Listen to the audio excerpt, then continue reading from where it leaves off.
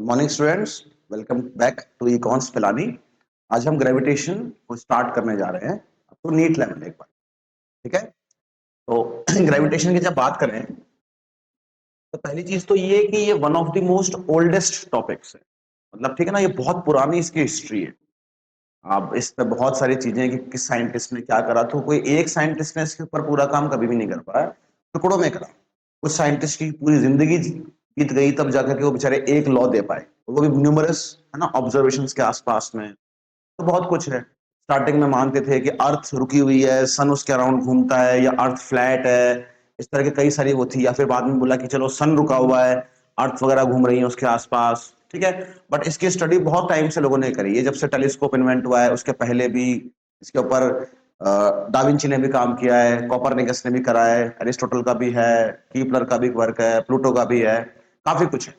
In fact कई scientist को तो अपनी थ्योरी, अपनी लॉज जो थे, जब उन्होंने देने की कोशिश करी तो उनको ना ऑपरेस भी किया करा गया है ना, टॉर्चर भी करा गया कि नहीं ऐसा नहीं बोलोगे तुम, हमारे ना इस रिलीजन में ये लिखा हुआ है, उसमें वो लिखा हुआ है, आप उसके अगेंस्ट बोल रहे हो। तो बहुत कुछ एक्चुअली बहुत लंबी हिस्ट्री है इस टॉपिक के यहाँ पे।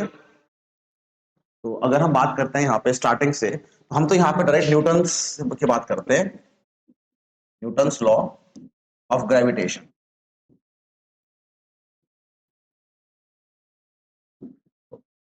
सबसे पहले इसको ऑफिशियली फॉर्म में न्यूटन ने दिया था, इस लॉ को, ग्रेविटेशन के लॉ को। उसने क्या बोला था कि अगर दो, या तो आप बोलो कि पॉइंट मासेस हैं जिनका सारा का सारा मास एक ही जगह पे, बहुत छोटे से मासेस हैं, या तो पॉइंट मास की बात होगी, या फिर symmetric masses means spherical, irregular shape के मास नहीं होने चाहिए। अगर हमारे पास दो मासेस हैं m1 m2, सिमेट्रिक है, और उनके बीच में सेंटर से सेंटर का डिस्टेंस कितना है, r, पॉइंट मास है, तो उनके बीच का डिस्टेंस क्या है, r। तो न्यूटन ने कहा कि उनके बीच, मतलब इसको हम बोलते कैसे हैं कि according to Newton's law of gravitation, every two masses, हर दो मास, चाहे वो कितने भी डिस्टेंस पे हो, चाहे वो कितने भी हल्के हो या कितने भी भारी हो, but every two masses attract each other. मतलब अट्रैक्शन होगा, और हर दो मासेस अट्रैक्ट करेंगे। मतलब यहाँ पे कोई मक्खी है, यहाँ पे कोई बोतल है, यहाँ पे कोई कुर्सी है, ये सब एक दूसरे को अट्रैक्ट कर रहे हैं। तो यहाँ पे क्वेश्चन ये भी आ सकता है कि जब सब एक दूसरे को कर रहे हैं अट्रैक्ट, तो सब कुछ चिपक क्यों नहीं जाता। उसका लॉजिक भी आगे आएगा कि जो फोर्स होती है वो बहुत वीक होती है। जैसे एक एक 1000 किलो की चीज है और एक मक्खी है, तो उस 1000 किलो वाली चीज की वजह से भी मक्खी के ऊपर जो फोर्स लगती है वो इतनी कम है कि मक्खी के टांग पे बैठे बैक्टीरिया को भी नहीं खींच सकती। वो बहुत वीकेस्ट फोर्स होती है, इसलिए वीकेस्ट बोलते हैं इसको। बट वो बातें बाद में करेंगे हम। बट पहला पॉइंट क्या है कि हर दो masses, every two mass attract each other. मतलब ये फोर्स कैसी होती है, अट्रैक्टिव। मींस कोई भी दो मासेस हैं वो एक दूसरे के ऊपर फोर्स कैसे लगाएंगे, अट्रैक्टिव फोर्स लगाते हैं। इस मास के ऊपर अट्रैक्टिव फोर्स यहां, इसके ऊपर यहां, दोनों के बीच में अट्रैक्शन होगा इस तरह से। ओके, अब मैं यहाँ पे एफ लिख रहा हूं बिकॉज मैग्नीट्यूड की बात कर रहा हूं, मैं डायरेक्शन की बात नहीं कर रहा, वरना वो बात पता ही है कि अगर ये एफ है तो ये माइनस एफ होगी, बट बाद में करेंगे बात उसकी। तो न्यूटन के लॉ के हिसाब से दो मासेस कोई से भी हो, चाहे पॉइंट मासेस हो चाहे सिमेट्रिक हो, दोनों एक दूसरे के ऊपर अट्रैक्टिव फोर्स लगाते हैं। और जो ये अट्रैक्टिव फोर्स लगेगी, इसका जो मैग्नीट्यूड होता है, इसकी जो न्यूमेरिकल वैल्यू होती है, वो डायरेक्टली प्रोपोर्शनल होती है to the product of masses. Proportionality का मतलब कि अगर ये प्रोडक्ट मैंने 5 गुना कर दिया, 5 टाइम्स, तो फोर्स भी 5 गुना हो जाएगी। ये प्रोडक्ट अगर 1/3 हो गया तो फोर्स भी 1/3 हो जाएगी। और दूसरी दी इसने प्रोपोर्शनैलिटी कि जो फोर्स है वो प्रोपोर्शनल होगी 1/r² के। और कोई भी फोर्स अगर प्रोपोर्शनल होती है 1/r² को, तो हम कहते हैं कि वो फोर्स कौन से लॉ को ओबे करती है, inverse square law, inverse square law. Okay, inverse square law क्यों बोलते हैं, बिकॉज इनवर्स मींस प्रोपोर्शनलिटी 1/, में है। मींस इनवर्स का मतलब क्या हो जाएगा, इनवर्स का मतलब हो जाएगा हमारे पास कि अगर आर की वैल्यू इंक्रीज हो रही है तो फोर्स की वैल्यू डिक्रीज करेगी। मतलब डिनोमिनेटर बढ़ेगा तो ओवरऑल वैल्यू कम हो जाती है। ओके, और इनवर्स स्क्वायर लॉ, इनवर्स तो है बट आर का क्या है, स्क्वायर है। हम बोलते कैसे हैं कि force is inversely proportional to the square of distance between the two masses. Okay, force is inversely proportional to the square of the distance between the two masses। तो ये दो पॉइंट दिए उसने। ओके, इन दोनों को हम कंबाइन करते हैं अगर, आप बोलोगे कि force is proportional to m1 m2 upon r square, दोनों प्रोपोर्शनलिटीज को कंबाइन कर दिया। इस प्रोपोर्शनलिटी में हम यहाँ पे बात कर सकते हैं अभी कि मान लो मैंने r को डबल कर दिया तो फोर्स कितनी होगी, तो r को आपने डबल करा मतलब फोर्स, मतलब r को आपने बढ़ाया, इंक्रीज करा तो फोर्स कम तो होगी, बट डबल करने से फोर्स कितनी कम होगी, पहले यहाँ पे r का स्क्वायर होता, अब यहाँ पे नया डिस्टेंस क्या होगा 2r, 2r का स्क्वायर करेंगे हम, यहाँ पे 2 का स्क्वायर क्या होगा 4, तो 4 बाहर आएगा तो फोर्स क्या हो जाएगी 1/4, बट आगे हम इसको सॉल्विंग में अलग से लेंगे उस चीज को। ओके, तो न्यूटन का लॉ यहां से निकल करके आता है कि force is proportional to m1 m2 upon r square. But अब हमें ये प्रोपोर्शनलिटी को हटाना पड़ेगा। रीजन क्या होता है, प्रोपोर्शनलिटी को हमें हटाना क्यों होता है, देखो प्रोपोर्शनलिटी का मतलब होता है कि दो चीजें एक दूसरे पर डिपेंड करती हैं, लेकिन अगर मैं कहूं कि एक चीज की वैल्यू इतनी है तो दूसरे की वैल्यू कितनी है, वो प्रोपोर्शनलिटी से नहीं मिलेगा। फॉर एग्जाम्पल मैं ये बोल सकता हूं कि अगर ये पूरी चीज 5 टाइम्स हो गई तो फोर्स भी क्या हो जाएगी 5 टाइम्स, लेकिन अगर इस वैल्यू, इस जो m1 m2 upon r square है, मान लो इसकी वैल्यू है 5, तो फोर्स कितनी है वो मैं नहीं बता पाऊंगा।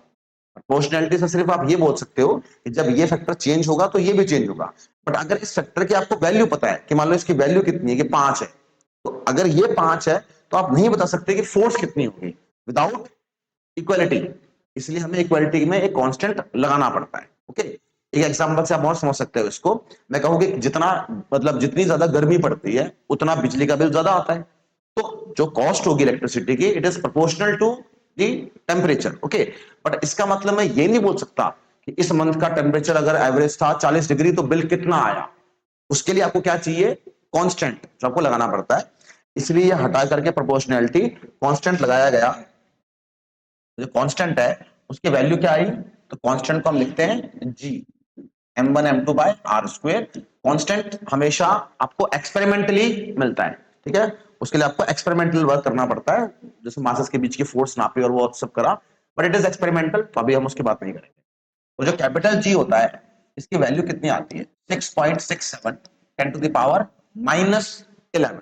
ओके, और यूनिट क्या आएंगे, तो जिस भी चीज के हम यूनिट्स निकालते हैं सबसे पहले तो उसको साइड में अकेला कर लो, है ना, तो G की वैल्यू क्या होगी F इंटू आर स्क्वायर, और डिनोमिनेटर में क्या आएगा m1 m2।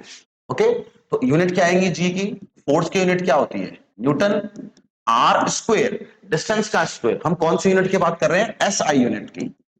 SI यूनिट में क्या होता है, लेंथ को हम लेते हैं मीटर में, ओके, मास को केजी में, और टाइम को सेकंड्स में, हम ये वाला सिस्टम फॉलो करते हैं यहाँ पे। तो फोर्स का ऐसा unit is newton, R square मतलब लेंथ का स्क्वायर मतलब मीटर इंटू मीटर यानी कि मीटर स्क्वायर, और m1 m2 तो मास को हम किस में लेते हैं केजी में, तो केजी इंटू केजी। ओके, तो जी के यूनिट्स क्या आते हैं newton metre square upon KG square. Okay, तो जी की ऐसा यूनिट क्या होती है newton metre square upon KG square, और बाकी डायमेंशंस भी आप निकाल सकते हो इजीली। अगर डायमेंशंस निकालने हैं आपको जी के, आपको फोर्स यानी कि न्यूटन, तो फोर्स और एनर्जी के डायमेंशंस आपको बिल्कुल नींद में भी याद होने चाहिए। फोर्स होती है mLT-2 और एनर्जी होती है mL2T-2। बाकी डायमेंशंस आप डिराइव कर सकते हो, बट ये दो डायमेंशंस आपको बिल्कुल याद होने चाहिए हमेशा। तो फोर्स यानी कि न्यूटन, तो न्यूटन के डायमेंशन क्या होंगे फोर्स के mLT-2, फिर m स्क्वायर मतलब लेंथ का स्क्वायर L इंटू एल, और K G square means mass into mass, तो मास से मास कट जाएगा एक, ये वाला मास ऊपर जाएगा तो m की पावर -1 L L L, 3 बार L है L का क्यूब, और T की पावर -1, इस तरह से। ओके, तो ये वैल्यू आती है हमारे पास में इसकी एसआई सिस्टम में। सीजीएस में अगर वैल्यू निकालनी हो तो मैं तरीके की बात यहां नहीं करूंगा बिकॉज वो हम फिजिकल वर्ल्ड में कर लेते हैं, बट जी की वैल्यू सीजीएस में निकालनी है तो it is 6.67 10 to the power -8 time centimetre square upon gram square. Okay, conversion होते हैं वो, बट वो फिजिकल वर्ल्ड का पार्ट होते हैं। अब यहाँ पे आप देख सकते हो जो ये जी है ग्रेविटेशनल कांस्टेंट, इसकी वैल्यू बहुत छोटी है। रियल में ये कोई रैशनल नंबर नहीं है, ये इरेशनल नंबर है, मींस ये जीरो के बाद चलता रहता है, खत्म नहीं होता कभी भी। और यूनिवर्स इतना डेलिकेटली बैलेंस्ड है कि आप डेसिमल के बाद मान लो आप 40वें डिजिट पे पहुंच गए, और वहां पे जो नंबर आएगा लेट्स से 39th नंबर है 9, और 40th नंबर है डेसिमल के बाद 4, अगर उस 4 की वैल्यू को हम 3 भी कर देंगे या 5 भी कर देंगे तो भी यूनिवर्स कोलैप्स कर देगा। मतलब इतना डेलिकेटली बैलेंस किया है क्रिएटर ने कि मतलब रियलिटी में ये टॉपिक बहुत है कि इज गॉड अ मैथमेटिशियन। वो इतना डेलिकेटली बैलेंस है ये जी की वैल्यू। थोड़ी भी ज्यादा हो गई तो सब कुछ चिपकने के उस पर आ जाएगा, थोड़ी भी कम हो गई तो सब कुछ चीजें दूर होने लग जाएंगी। और तो बहुत डेलिकेटली बैलेंस्ड है, मतलब पता नहीं कैसे कैलकुलेट करी गई है इसकी वैल्यू। डेसिमल के बाद 50वां डिजिट भी आप ऑल्टर नहीं कर सकते, otherwise universe will not be stable. Okay, अब यहां पे जब हम फोर्स की बात कर लेते हैं तो फोर्स हमारे पास क्या आती है, जी m1 m2 upon are square. पहले इस फोर्स की कुछ प्रॉपर्टीज की बात कर लेते हैं। तो पहली बात तो हम दो बातें हम कर चुके हैं। पहली चीज तो ये कि ये फोर्स हमेशा कैसी होती है, attractive. Gravitational forces never repulsive, हमेशा खींचती है। दूसरे पॉइंट पे हम कर चुके हैं कि ये किसको ओबे करती है, ये इनवर्स स्क्वायर लॉ को ओबे करती है। ओके, और इसके बारे में it is the longest range force. Gravitational force को हम लॉन्गेस्ट रेंज फोर्स बोलते हैं। शायद ये पार्ट आप कर भी चुके होंगे फिजिकल वर्ल्ड वाली यूनिट में, वहां पर भी चारों फोर्स आती है ना, हम कंपेयर करते हैं उनको, gravitational, electromagnetic, strong nuclear, weak nuclear. But फिर भी एक बार पता होना चाहिए, इसलिए मैं बस जस्ट बता रहा हूं उनके बारे में। लॉन्गेस्ट रेंज मीन्स कि अगर दो मासेस चाहे वो हजारों लाइट ईयर के डिस्टेंस पे हो तभी भी उनके बीच में ग्रेविटेशनल फोर्स एग्जिस्ट करती है। बाकी कोई भी फोर्स हो, इलेक्ट्रोमैग्नेटिक हो, स्ट्रॉन्ग न्यूक्लियर या वीक न्यूक्लियर, इतने डिस्टेंस पे ऑपरेट नहीं कर सकती जितने डिस्टेंस पे ये फोर्स ऑपरेट करती है। बट यहां पे पॉइंट आता है, हम उसको बोलते हैं कि this gravitational force is weakest force in nature. It is weakest force in nature. Okay, अब हालांकि इसमें आपको इश्यू हो सकता है क्योंकि यही तो फोर्स जिसने पूरी अर्थ को उठा के रखा हुआ है। अर्थ का मास कितना होता है, 6 इंटू 10⁻24 केजीज। ओके, सन का मास होता है 10⁻31 केजीज के ऑर्डर का। इतने भारी भारी मास को भी ग्रेविटेशनल फोर्स ने होल्ड करके रखा हुआ है। बट हम इसको वीक क्यों कह रहे हैं, तो वीक कहने का मतलब सिर्फ हमारा इतना है, जैसे मैं पूछूं कि एक चींटी, अब चींटी कमजोर है या मतलब पावरफुल है, या वीक है या स्ट्रांग है। तो ऑब्वियसली हम ये बात कब कह सकते हैं कि आप किसके रिलेटिव बोल रहे हो। एक बैक्टीरिया के रिलेटिव तो चींटी बहुत स्ट्रांग है, हमारे रिलेटिव हम बोलेंगे कि भाई बहुत वीक है। तो वैसे ही बस हम इसको वीकेस्ट क्यों बोलते हैं, क्योंकि बाकी तीन फोर्सेस से हम कंपेयर करते हैं इसको, electromagnetic, strong nuclear, weak nuclear. तो उनके रेस्पेक्ट में जो हम देखते हैं तब बोलते हैं कि वीकेस्ट है। ओके, और हालांकि इसको हम प्रूव भी कर सकते हैं। जैसे अभी हम एक सवाल कर लेंगे इसके ऊपर, हम दो मासेस अच्छे खासे मास ले लेंगे भारी भारी, डिस्टेंस भी बहुत कम ले रख लेंगे उनके बीच में, जो कि प्रैक्टिकली इंपॉसिबल होगा। फिर भी आप देखोगे कि फोर्स की वैल्यू बहुत कम आएगी। तो ये फोर्स बड़ी या स्ट्रॉन्ग तभी आ सकती है जब मासेस बहुत ज्यादा हो, जैसे अर्थ का मास, सन का मास, मून का मास, जुपिटर का मास। अदरवाइज ये फोर्स नेग्लिजिबल होती है। इसलिए जैसे मान लो यहाँ पे एक कुर्सी है, एक बोतल है, तो ये आपस में चिपक क्यों नहीं रही, बिकॉज वो जो फोर्स की वैल्यू आएगी ना वो इतनी कम आती है कि बोतल तो छोड़ो, बोतल के ऊपर बैठे हुए मच्छर को भी नहीं खींच सकती। ओके, इसके बाकी प्रॉपर्टीज की बात करें, इस फोर्स की एक प्रॉपर्टी होती है कि ग्रेविटेशनल फोर्स का नेचर कैसा होता है, central. Gravitational force is central in nature. अब सेंट्रल का मतलब क्या होता है, सेंट्रल का मतलब होता है कोई भी फोर्स, जैसे ये हमने मास ड्रॉ कर रखे हैं, तो इनको ज्वाइन करने वाली जो लाइन है वो लाइन ये लाइन है जो दो मासेस को ज्वाइन करती है। तो कोई भी फोर्स अगर वो एक्ट करती है along the line joining the two points, तब हम बोलते हैं कि ये फोर्स कैसी है, सेंट्रल। यहां पे बात करूंगा तो जो centre to centre line join कर रही है, ठीक है, उसी के अलोंग फोर्स लग रही है अट्रैक्शन की। इसलिए ग्रेविटेशनल फोर्स, इलेक्ट्रिक फोर्स कैसी होती है, सेंट्रल। जैसे अगर मैं इसको अलग से बोलना चाहूं तो मान लो अगर दो मासेस हो या दो पॉइंट्स हो, मैं मासेस में कन्फाइन नहीं करूंगा उस चीज को, ऐसे अब ज्वाइन करने वाली लाइन उनकी ये है, और लेट्स से कि जो फोर्स लग रही है वो लग रही है ऐसे, तो फिर ये फोर्स सेंट्रल नहीं है। ये वाली फोर्स कैसे हो जाएगी, it will be non central. Central force वो होती है जो दो पॉइंट्स को ज्वाइन करने वाली लाइन के अलोंग एक्ट करे। ओके, अगला पॉइंट आता है कि these forces are conservative in nature. Gravitational force conservative होती है, इसको आपने वर्क ऑफ एनर्जी में पढ़ा भी होगा। कंजर्वेटिव फोर्स कौन सी होती है कि वर्क डन केवल इनिशियल और फाइनल पॉइंट पे डिपेंड करता है, पाथ पे डिपेंड नहीं करता। या फिर हम बोलते हैं अगर किसी भी पॉइंट को आप पूरा क्लोज लूप में ले जाओ, मतलब घुमा फिरा करके जहां पे था वहीं पे ले आओगे, तो वर्क डन क्या हो जाएगा, जीरो। आगे हम इसको पढ़ेंगे भी सही, बट जस्ट फॉर एग्जाम्पल अगर ये मास यहां रखा हुआ है, इसको मैं घुमा करके वापस और यहीं ले आता हूं, तो वर्क डन क्या होगा, जीरो। या फिर अगर मैं इसको यहां से यहां ले जाता हूं, इस पाथ से ले जाऊंगा तब भी वर्क डन वही आएगा। इसको ऐसे घुमा करके यहां लाऊंगा तब भी वर्क डन वही आएगा। Work done is independent of the path, it depends only on initial and final points. तब हम उस फोर्स को क्या बोलते हैं, कंजर्वेटिव बोलते हैं। ठीक है, तो main main points gravitational force की प्रॉपर्टीज के बारे में ये होते हैं। अब थोड़ा इसके सॉल्विंग के ऊपर बात करते हैं। तो जो मैं आपको कह रहा था कि ग्रेविटेशनल फोर्स सबसे वीकेस्ट होती है, तो उसका लॉजिक क्या होता है तो समझना। मैं कहूं कि दो मासेस हैं ए और बी, हम इनको बहुत भारी ले लेते हैं। लेट्स से ये वाला मास है 1 टन का यानी कि 1000 किलो का, ये वाला मास है 1 क्विंटल का यानी कि 100 किलो का। अगर एक मास 1 टन का हो और दूसरा मास 100 किलो का हो, मतलब 1 क्विंटल का हो, तो ये मासेस कम से कम इनके सेंटर टू सेंटर डिस्टेंस कितना होगा, मीटर के ऑर्डर का आएगा, 5 मीटर ना 10 मीटर, इस तरह का दूर तो होंगे वो। लेकिन अगर हम है ना प्रैक्टिकली ना सोचे, हम बोले आपने इनके बीच का डिस्टेंस क्या रख दिया, मैं कहता हूं बहुत कम कर लो। कितना कर लो, चलो 1 सेंटीमीटर कर लेते हैं। अब इतने भारी मासेस को आप 1 सेंटीमीटर डिस्टेंस पे तो नहीं रख सकते, बट हमने रख लिया।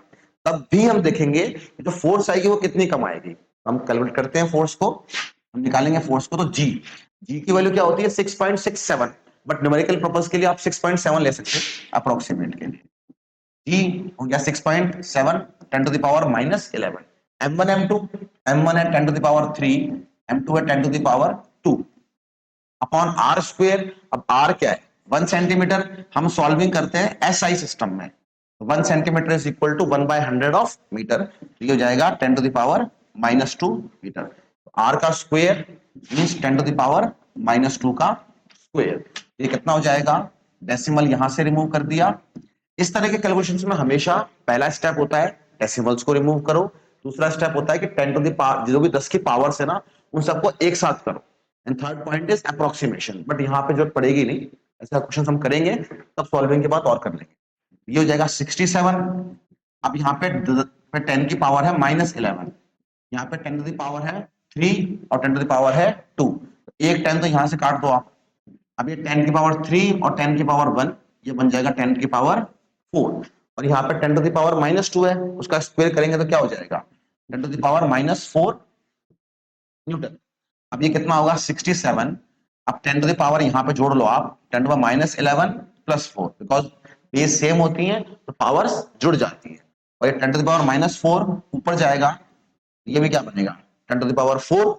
अभी कितना हो जाएगा 67, ये तो बच गई 10 टू द पावर -7, तो यहाँ पे ये 10 की पावर +4 जुड़ेगा तो कितना हो जाएगा ये 67 10 to the power -3 newton.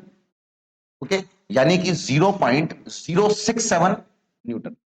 Okay, ये फोर्स लग रही है यहाँ पे।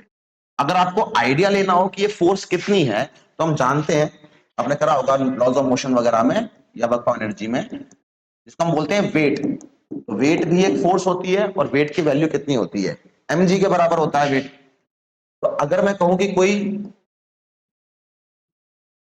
मुझे मास से आइडिया लेना है कि किस मास का वेट इस फोर्स के बराबर होगा, तो ये फोर्स कितनी है 0.067। तो फोर्स कितनी है 0.067 न्यूटन। यहां पे मैं करने की कोशिश क्या कर रहा हूं, जैसे मान लो 1 kg का मास होता है, तो 1 kg मास का वेट कितना होता है 10 newton, because weight is m into g। Mass 1 और g को 10 लोगे तो कितना आएगा 10 न्यूटन। कोई मास अगर 5 kg का है तो उसका वेट कितना होता है 5 into 10 50 न्यूटन। ऐसे ये कोई फोर्स है, मैं चाहता हूं उसके कॉरेस्पॉन्डिंग मास निकालना, ताकि मैं आइडिया ले सकूं कि कितनी फोर्स लग रही है। तो m into g, g कितना होता है 10, तो 0.067, यहां से मास की वैल्यू क्या आएगी 0.0067 kgs।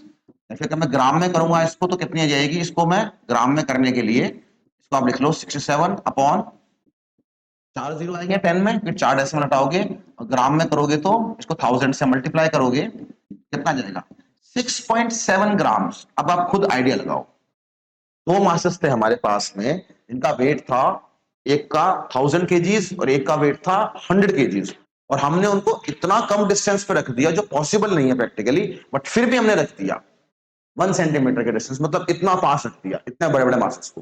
तब भी इनके ऊपर जो फोर्स लग रही है वो लगभग कितने मास कितने वेट के बराबर लग रही है, 6.7 ग्राम का कोई वजन होता, उसको आप रख देते किसी के ऊपर, तो उसका जो फोर्स लगती है उसके बराबर है। ये नेग्लिजिबल है ना, 1000 किलो 100 किलो के ऊपर आपने एक 6.7 ग्राम यानी 7 ग्राम का कोई ऑब्जेक्ट रख भी दिया, तो 7 ग्राम का ऑब्जेक्ट उस पर क्या असर डालेगा? कुछ भी नहीं। और यहाँ तो मैंने डिस्टेंस बहुत कम लिया है। अगर मैं प्रैक्टिकली डिस्टेंस को 1 मीटर भी लेता तो ये बहुत छोटा आता, ये मिलीग्राम के ऑर्डर का हो जाता, फिर तो कोई मतलब ही नहीं होता, फिर तो एक मक्खी के वेट के बराबर आता ऑलमोस्ट। ठीक है, इसीलिए हम बोलते हैं कि जो ये फोर्स होती है it is weakest in nature. Okay, अब आगे अगर हम देखें तो इसके ऊपर किस तरह के सवाल बन सकते हैं, क्वेश्चंस कैसे बन सकते हैं इसके ऊपर। सॉल्विंग वाले डेफिनेटली है कि आपको दो मासेस की वैल्यू दे दी, डिस्टेंस की वैल्यू दे देगा, वो बोलेगा फोर्स कितनी है, या आपको फोर्स दे दी है ना, मास। अब हमारे पास 4 वेरिएबल है, फोर्स m1 m2 और r, चार में से कोई 3 दे करके चौथा पूछ सकता है। उसमें थोड़ा कंफ्यूज करना होगा तो आपको वो यूनिट्स डायमेंशन में कंफ्यूज करेगा। एक मास दे देगा ग्राम में, एक मास दे देगा पाउंड में, डिस्टेंस दे देगा आपको मान लो मिलीमीटर में, तो वहां पे आपको सारे कन्वर्जन पता होने चाहिए ना। प्रीफिक्स भी दे सकता है, डेसी सेंटी मिली माइक्रो ना, सेंट जो होते हैं हमारे deci centi milli micro nano pico femto atto, जो लोअर पावर में होते हैं, हायर पावर में होते हैं ना, deca hecto kilo mega giga tera peta exa, ये आपको प्रीफिक्स वगैरह में कंफ्यूज कर सकता है, वो मैक्सिमम है उस चीज। अदरवाइज सिंपली मैं आपसे बोलूं कि मास है 5 किलो का, एक 10 किलो का, डिस्टेंस है 2 मीटर, तो आप फोर्स निकाल लो बस रख करके वैल्यू। भाई कैलकुलेशन टफ टफ करने के हिसाब से वो चीज टफ बन सकती है, बट वो अगेन इतना वो होगा नहीं नीट वगैरह में। जो नॉर्मल क्वेश्चंस आते हैं वो दो कैटेगरी के आते हैं। पहले कैटेगरी के क्वेश्चंस कैसे होते हैं, उसमें आपसे बोलेगा कि मान लो हमारे पास में दो मासेस थे, m1 m2, और डिस्टेंस कितना था r। अभी इनके बीच में जो फोर्स लग रही थी इनिशियली वो थी F0। अब आपने क्या करा, मान लो आपने पहले वाले मास को क्या कर दिया, डबल, फर्स्ट मास है डबल, ओके। सेकंड मास है उसको आपने क्या कर दिया, उसको आपने कर दिया लेट्स से 1/4, और जो डिस्टेंस है उसको मान लो आपने कर दिया 3 टाइम्स। ओके, इस तरह के क्वेश्चंस में वो दो चीज पूछ सकता है। पहली चीज तो पूछेगा वो आपसे कि बताओ नई फोर्स और पुरानी फोर्स का रेशियो क्या होगा, पहले पार्ट में वो ये पूछ सकता है। दूसरे पार्ट में आपसे पूछ सकता है कि फोर्स के अंदर परसेंटेज चेंज कितना होगा। ओके, चेंज को हम क्या लिखते हैं बाद में, डेल्टा भी लिखेंगे शॉर्ट फॉर्म में। ठीक है, डेल्टा मींस चेंज। तो दो पार्ट पूछ सकता है इसमें। तो करने का तरीका बहुत सिंपल होता है, इसमें कुछ नहीं करना होता। पहले वाली फोर्स क्या होती, तो आप F0 की वैल्यू को लिख लो। पहले वाली फोर्स होती G m1 m2 upon R square. अब नई फोर्स क्या होगी, तो नई फोर्स क्या होगी उसके लिए आपको क्या करना है, नया मास m1, नया मास m2 और नया डिस्टेंस r, इन तीनों की वैल्यूज निकालनी है आपको। जब इन तीनों की वैल्यूज निकालोगे तो क्या आएगी वैल्यूज, आप बोलोगे नया वाला मास m1 वो क्या हो जाएगा, तो m1 मास डबल हो गया, तो पहले वो m1 था अब वो कितना हो जाएगा 2 इंटू m1। दूसरा मास 1/4 हो गया, इसका मतलब दूसरा वाला मास क्या हो गया m2/4, 1/4 होने का मतलब यही होता है। और जो डिस्टेंस है वो 3 टाइम्स हो गया, मींस जो नया डिस्टेंस है वो पुराने डिस्टेंस का 3 टाइम्स हो गया, तो वो 3 इंटू आर आ गया। अब यहां से अगर हम देखें तो नई फोर्स की वैल्यू क्या आएगी, तो नई फोर्स की जो वैल्यू आएगी वो क्या आएगी, जी नया मास m1 यानी कि m1 डैश, नया मास m2 यानी कि m2 डैश, और उनके बीच का जो डिस्टेंस है नया वाला उसका स्क्वायर। अब यहाँ पे आप m1 डैश m2 डैश और r डैश मतलब तीनों नई क्वांटिटीज की वैल्यू को रख दो। तो m1 डैश नया कितना है 2m1, नया वाला m2 डैश कितना है m2/4, और नया वाला r डिस्टेंस कितना है 3r, 3r का स्क्वायर।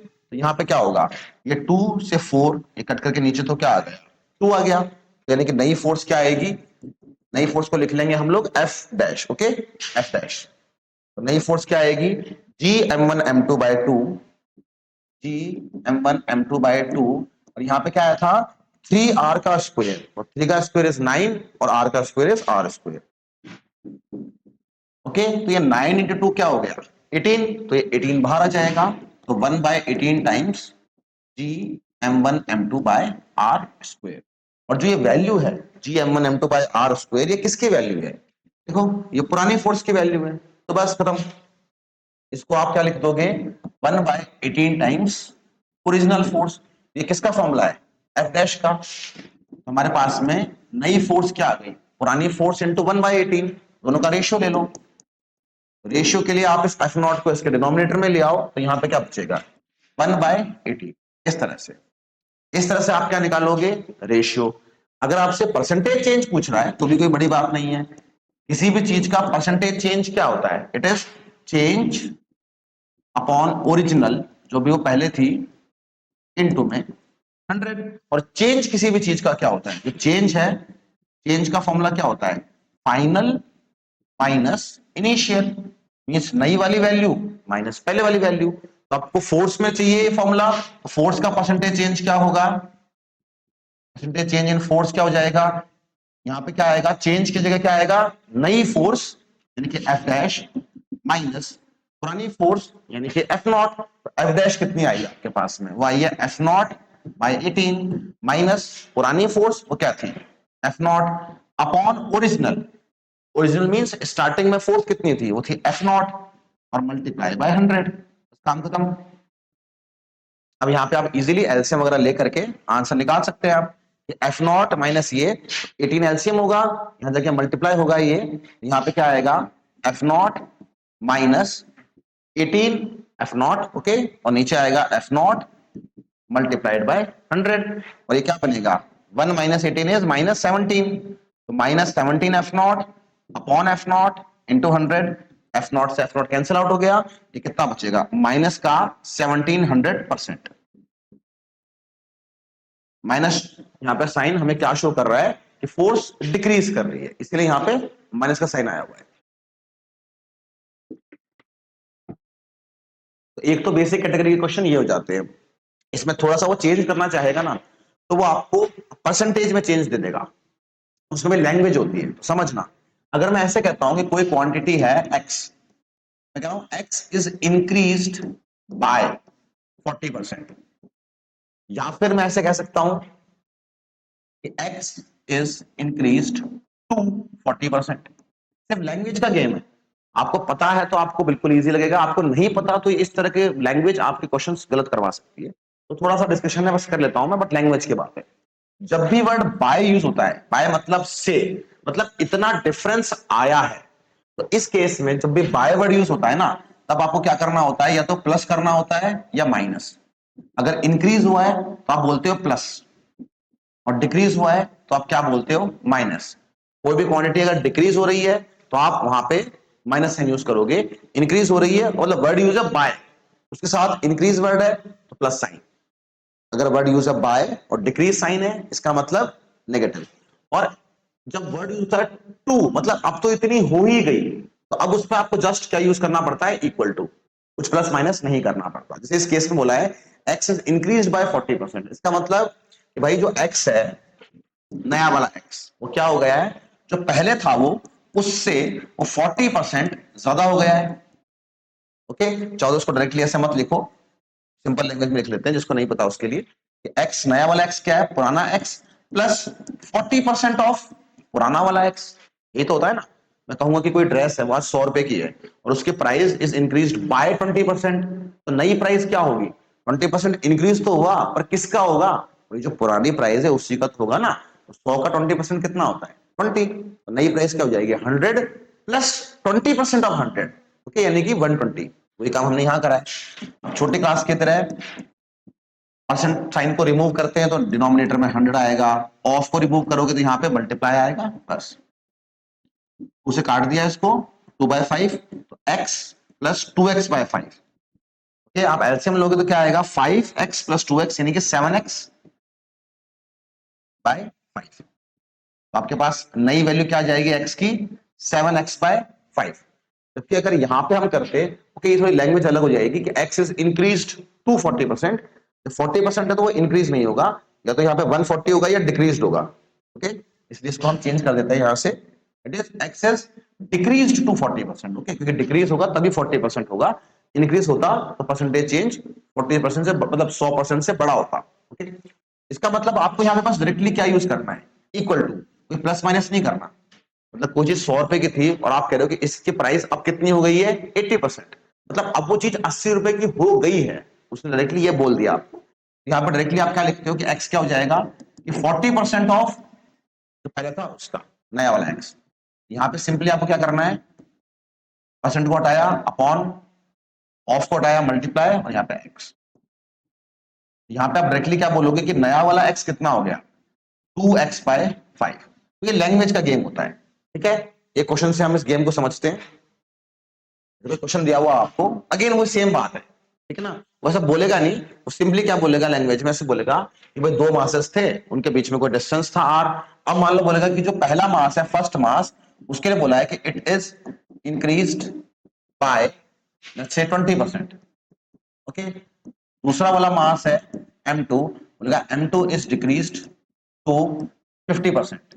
और r है जो डिस्टेंस है उनके बीच का, उसके लिए बोल दिया उसने कि r इज डिक्रीज्ड बाय 20%। अब अगेन यहाँ पे आपसे दोनों चीज पूछ सकता है वो, नई फोर्स पुरानी फोर्स का रेशियो या फिर परसेंटेज। तो हमें तरीका पता लग ही गया, तो हम सिर्फ रेशियो निकाल लेंगे। अब पूछेगा नई फोर्स और पुरानी फोर्स का रेशियो कितना होगा, ये हमारा क्वेश्चन है। ओके, कैसे करना है, बस नई वैल्यू निकालनी है आपको। आप पहला स्टेप में क्या बोलोगे कि भाई जो पुरानी फोर्स थी वो कितनी थी, वो थी जी Gm1m2 अपॉन r स्क्वायर। मतलब दो मासेस m1 m2, अगर वो r डिस्टेंस पर रखे होते तो उनके बीच की फोर्स क्या होती, वो ये होती Gm1m2/r स्क्वायर। और अब हमने क्या करा, तो जो नया वाला मास है m1, तो आपने क्या करा है, इस इंक्रीज्ड बाय 20%, मींस नया वाला m1 क्या हो गया, पुराना m1 प्लस पुराने m1 का 20% आपने उसमें इंक्रीज कर दिया। तो ये कट गया यहाँ पे, तो m1 प्लस m1/5, एलसीएम लेकर के 5 + 1 6, कितना हो गया 6m1/5। ये आ गया आपके पास में नया वाला m1। सेम वे में नया वाला m2 मास कितना हो जाएगा, तो m2 इज डिक्रीज्ड टू 50%। मतलब नया वाला m2 कितना हो गया है, पुराने वाले m2 का 50%, यानी कि 1/2। लेकिन नया वाला m2 क्या आ गया, m2/2। और फिर r को आपने डिक्रीज कर दिया बाय 20%, मींस नया वाला r क्या हो जाएगा, पुराना वाला r माइनस, बिकॉज यहाँ पे डिक्रीज है इसलिए माइनस 20% ऑफ पुराना वाला r। ये कितना हो गया, r माइनस 2r/5। अब एलसीएम लोगे आप यहाँ पे, 5r माइनस 2r यानी कि 3r/5। अब आपको नया वाला r मिल चुका है, नया वाला m2 मिल गया, नया वाला m1 मिल गया। सेम तरीका फिर से करना है आपको कि नई फोर्स निकालोगे, तो नई फोर्स क्या आएगी, g नया वाला m1 नया वाला m2 और नए वाले r का स्क्वायर। फिर आपको दोबारा से नई फोर्स को पुरानी फोर्स के टर्म्स में लिखना होगा, जो हम कर चुके हैं। तो एक कैटेगरी क्वेश्चंस की ये होती है। मेनली अगर इस पर डायरेक्ट कोई क्वेश्चन आता है तो इस तरह से आएगा। जो दूसरे टाइप के क्वेश्चन आएंगे उसके लिए हमें समझना पड़ेगा, देखो न्यूटन्स लॉ से हमें क्या दिखती है, फोर्स। और फोर्स एक वेक्टर क्वांटिटी है। जब तक हमें वेक्टर क्वांटिटी का डायरेक्शन नहीं पता होगा तब तक हमको आगे कोई काम नहीं कर सकते उस चीज में। तो हम डायरेक्शन कैसे निकालते हैं उसके लिए हम यहाँ पे यूज करते हैं, हम बोलते हैं, टॉपिक होता है Newton's law in vector form. Newton's law in vector form, ताकि हम उसका डायरेक्शन निकाल सकें आई जे के कैप में। कैसे करते हैं इसको, लेट्स से ये हमारे x और y एक्सेस हैं। हमारे पास दो मासेस हैं m1 और m2। ओके, ये हमारा ओरिजिन है। हमें क्या दिया हुआ है, हमें दिया हुआ है लेट्स से इनके पोजीशन वेक्टर्स। m1 का पोजीशन वेक्टर क्या है, r1 वेक्टर। m2 का पोजीशन वेक्टर क्या है, r2 वेक्टर। पोजीशन वेक्टर लिखने का तरीका बड़ा सिंपल होता है। क्या होता है, लेट्स से कि जो ये मास है m1, इसका पोजीशन वेक्टर, इसके कोऑर्डिनेट्स है -1 2 3। अगर हमें कोऑर्डिनेट्स पता है तो इसका पोजीशन वेक्टर क्या होता है, सिंपली पोजीशन वेक्टर क्या बन जाता है, ये x वाला होता है पहले वाला, दूसरे वाला y होता है और तीसरे वाला क्या होता है z। तो हम x वाले के आगे क्या लगा देते हैं, i कैप, y वाले यानी कि 2 के आगे j कैप और लास्ट z वाले के आगे k कैप। इस तरह से हम पोजीशन वेक्टर को बड़े आराम से लिख सकते हैं। ओके, तो हम यहाँ पे इसका पोजीशन वेक्टर लिख लेंगे। तो हमें r1 वेक्टर और r2 वेक्टर यानी कि दोनों के पोजीशन वेक्टर दिए हुए हैं। हमसे किसी पे फोर्स पूछ सकता है, लेट्स से हमसे पूछा हुआ है कि बताओ फोर्स कितनी होगी m2 के ऊपर, m2 वाले मास के ऊपर फोर्स कितनी लग रही होगी। पहले आप इनको ज्वाइन कर लो। अब आपको ये पता है कि ग्रेविटेशनल फोर्स अट्रैक्टिव है, इसीलिए m2 के ऊपर जो फोर्स लगेगी वो m1 के डायरेक्शन में लगेगी, यानी कि f का डायरेक्शन क्या होगा, इस तरफ। अभी एक बार मैं ये वाला पॉइंट मिटा देता हूं यहां से, ठीक है। तो यहाँ पे ठीक है, इसको पोजीशन वेक्टर को फिर हम देख लेंगे न्यूमेरिकल में। ओके, तो M1 के ऊपर फोर्स कहां, M2 के ऊपर फोर्स कहां लग रही होगी, इस डायरेक्शन में। अब आपने करना क्या है, ध्यान से सुनना इस बात को। इन दोनों मासेस को हम जब ज्वाइन करेंगे तो हम यहां पे लेंगे इनके बीच का डिस्टेंस डिस्प्लेसमेंट वेक्टर, यानी कि आर वेक्टर। यानी कि जो ये वेक्टर होगा, ये पॉइंट है ए और ये पॉइंट है बी, तो ये जो वेक्टर होगा बी ए वेक्टर, ये आपको फोर्स के डायरेक्शन में लेना होता है। मींस अगर मान लो आप फोर्स निकाल रहे होते हैं M1 के ऊपर, तो फोर्स आती है इस डायरेक्शन में, तो आपको आर वेक्टर को भी इसी डायरेक्शन में लेना चाहिए था। ओके, रीजन क्या होता है, अगर आप आर वेक्टर को फोर्स के पैरेलल लेते हो, ठीक है, आपने आर वेक्टर को फोर्स के पैरेलल लिया है, उससे फायदा क्या होता है, कोई भी दो वेक्टर्स अगर पैरेलल होते हैं तो उनका पोजीशन वेक्टर इक्वल होता है, नो सॉरी, उनका यूनिट वेक्टर इक्वल होता है, मींस उनकी डायरेक्शन इक्वल होती है, सेम होती है। तो यहां से हमको ये एडवांटेज मिल जाएगा। अगर आप आर वेक्टर को फोर्स के ही डायरेक्शन में लोगे तो फोर्स का यूनिट वेक्टर मींस फोर्स की डायरेक्शन वो आर की ही डायरेक्शन आ जाएगी, तो हमारे लिए सॉल्विंग आसान हो जाएगी। ओके, आप अगर उल्टा लोगे तो फिर आपको यहाँ पे माइनस साइन यूज करना पड़ेगा, इसलिए ऐसा लेना होता है। अब देखो यहाँ पे अगर मैं बात करूं ट्राइंगल लॉ की, तो ये ट्राइंगल है हमारे पास में ओ ए बी, इसमें कौन से दो वेक्टर्स तीसरे के सम के बराबर होंगे, हमें देखना होता है कि कौन से दो वेक्टर्स का सेंस ऑफ रोटेशन, घूमने का सेंस बाकी एक से अलग है। यहाँ पे आप ध्यान दोगे तो R2 वेक्टर जा रहा है इस डायरेक्शन में, R वेक्टर जा रहा है इस डायरेक्शन में, तो इन दोनों का सेंस घूमने का सेम है, एंटी क्लॉकवाइज। और R1 का सेंस क्या है, अपोजिट है। इसलिए आप बोलोगे यहाँ पे कि R2 vector plus R vector is equal to R1 vector. कौन सा लॉ होता है ये वेक्टर्स का ट्राइंगल लॉ होता है। ये तीन वेक्टर्स अगर ट्राइंगल के साइड से बना रखे हैं और किन्हीं दो का सेंस घूमने का, रोटेशन का सेम है और एक का अपोजिट है, जिनका सेंस सेम होता है उन दोनों का वेक्टर सम थर्ड के इक्वल आता है। तो यहां से हम क्या निकाल लेंगे, आर वेक्टर। आर वेक्टर क्या हो जाएगा, R1 vector minus R2 vector. Okay, ये हमें आर वेक्टर मिल गया। अब हमें निकालनी है फोर्स। ओके, तो फोर्स क्या होगी, हम M2 में निकाल रहे हैं, होगी G M1 M2 upon distance का स्क्वायर। डिस्टेंस मतलब क्या होगा, मतलब डिस्टेंस क्या है, ये डिस्टेंस BA है, इस डिस्टेंस BA का स्क्वायर होगा। और ये जो डिस्टेंस है BA, ये BA डिस्टेंस क्या है, ये आर वेक्टर का मैग्नीट्यूड ही तो होगा ना भाई। यहां से यहां वेक्टर है आर वेक्टर, तो इसकी जो लेंथ है वो आर का मैग्नीट्यूड है, तो आपको आर वेक्टर का मैग्नीट्यूड क्या दे देगा, ये लेंथ। अब यहां पे क्या लिखोगे, मैग्नीट्यूड ऑफ आर का स्क्वायर। बट ये निकालने के लिए थोड़ा ना हमने इतना कुछ करा है, ये तो हमें पता ही तो क्या है, ये तो न्यूमेरिकल वैल्यू आई ना, हमें मतलब किससे, फोर्स के डायरेक्शन से मतलब है। मींस ये तो सिर्फ फोर्स का क्या आया हमारे पास, मैग्नीट्यूड आया, अभी तो सिर्फ हमें डायरेक्शन चाहिए। बट यहाँ पे अच्छी बात क्या है कि हमें फोर्स का डायरेक्शन यानी कि एफ कैप वो क्या पता है कि वो आर कैप के बराबर होगा। और कोई भी वेक्टर हो उसका यूनिट वेक्टर निकालने का तरीका क्या होता है, आर का निकालना है यूनिट वेक्टर, तो फॉर्मूला क्या होता है, यूनिट वेक्टर का फॉर्मूला होता है वेक्टर अपॉन इट्स मैग्नीट्यूड। और आर वेक्टर अभी हमने निकाला है, आर वेक्टर की वैल्यू क्या आई थी, R1 vector minus R2 vector. तो हम बोलेंगे आर वेक्टर क्या होगा, R1 vector minus R2 vector, और R का मैग्नीट्यूड क्या होगा, R1 vector minus R2 vector का मैग्नीट्यूड। और हमें पता है कि जो R कैप है वही किसके बराबर है, F कैप, मतलब फोर्स के डायरेक्शन के बराबर है। तो फोर्स एक वेक्टर है, तो फोर्स का हम कैसे लिखते हैं, फोर्स को वेक्टर में वेक्टर लिखा जाता है मैग्नीट्यूड इनटू डायरेक्शन, जो हमने यहां करा है, बात तो एक ही। ओके, अब फोर्स का मैग्नीट्यूड कितना आया था हमारे पास में, G M1 M2 upon magnitude of R का स्क्वायर। और जो फोर्स का है कैप, ये हमें पता है किसके बराबर है, R कैप के बराबर है। और R कैप की वैल्यू क्या आएगी, तो यूनिट वेक्टर की वैल्यू क्या आती है, वेक्टर अपॉन इट्स मैग्नीट्यूड, तो हमने मैग्नीट्यूड लिख दिया इसको।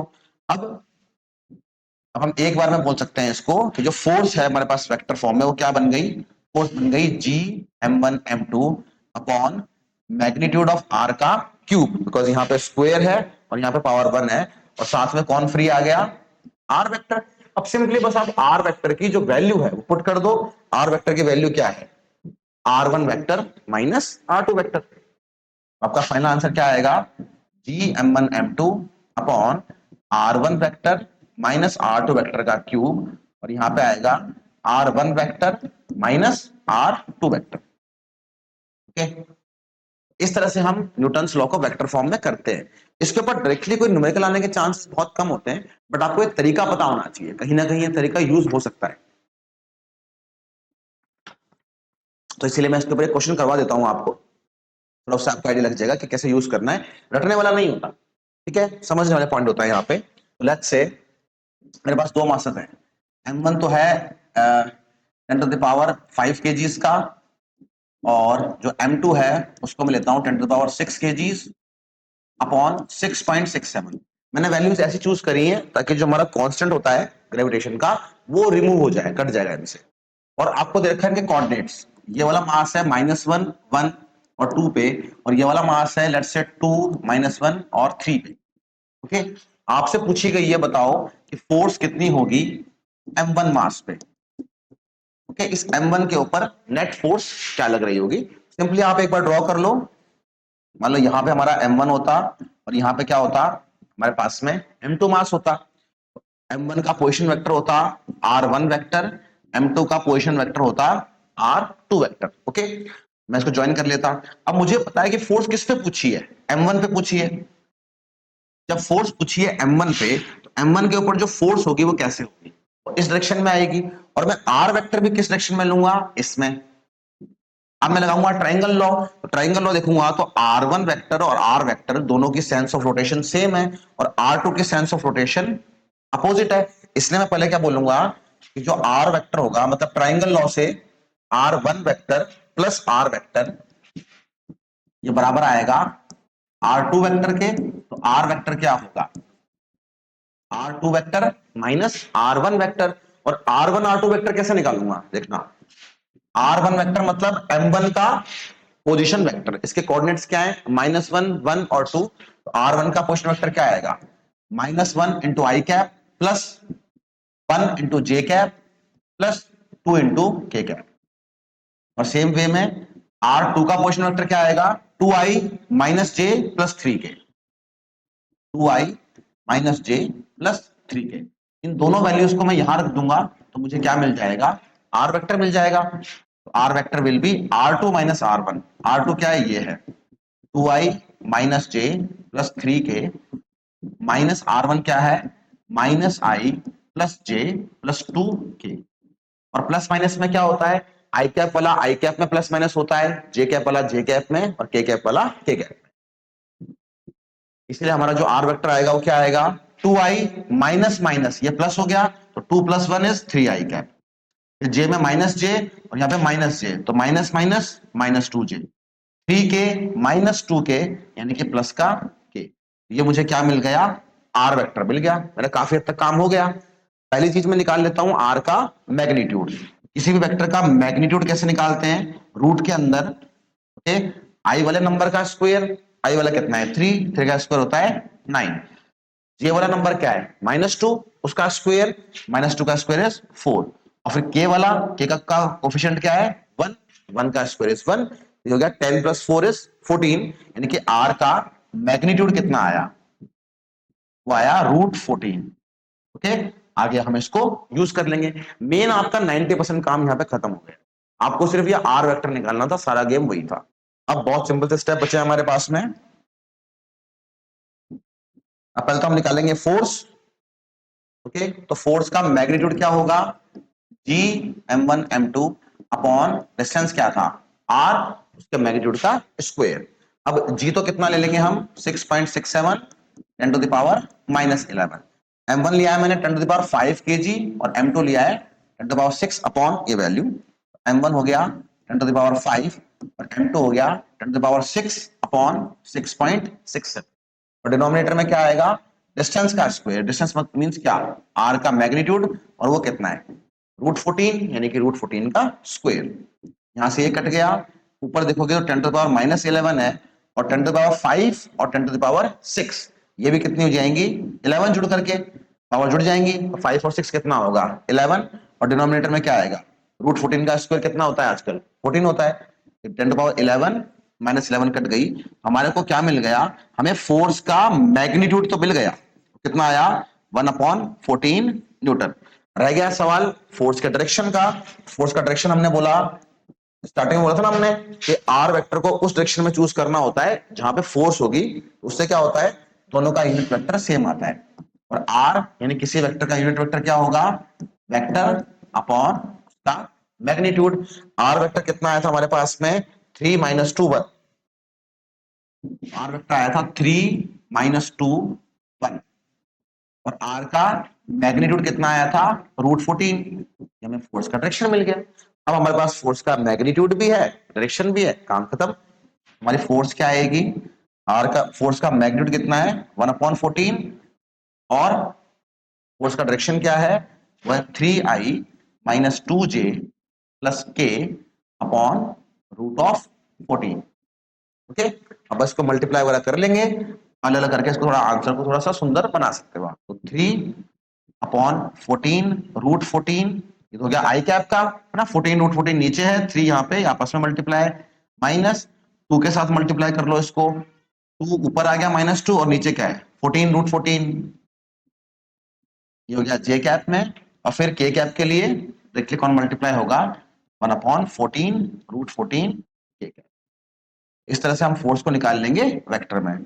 चाहो तो आप कद्दू पे तीर मारने के लिए 2 को 14 से काट सकते हो, ठीक है। तो ये होता है हमारे पास में Newton's law in vector form. Okay, अब इसका बेनिफिट क्या है समझना, इसका बेनिफिट होता है सुपर पोजिशन प्रिंसिपल। ये जो प्रिंसिपल है इसको आप टोटल 3 बार पढ़ते हो फिजिक्स में। एक बार ग्रेविटेशन में पढ़ोगे, एक बार आप पढ़ोगे इलेक्ट्रोस्टैटिक्स में, बिकॉज वो दोनों सेम होंगे। यहाँ पे 2 मासेस की बात हो रही है, और वहां पे इलेक्ट्रोस्टैटिक्स में 2 चार्जेस की बात होती है। और ऑलमोस्ट ग्रेविटेशन और इलेक्ट्रोस्टैटिक्स में 60% टॉपिक्स एनालॉगस है, मींस एक जैसे हैं।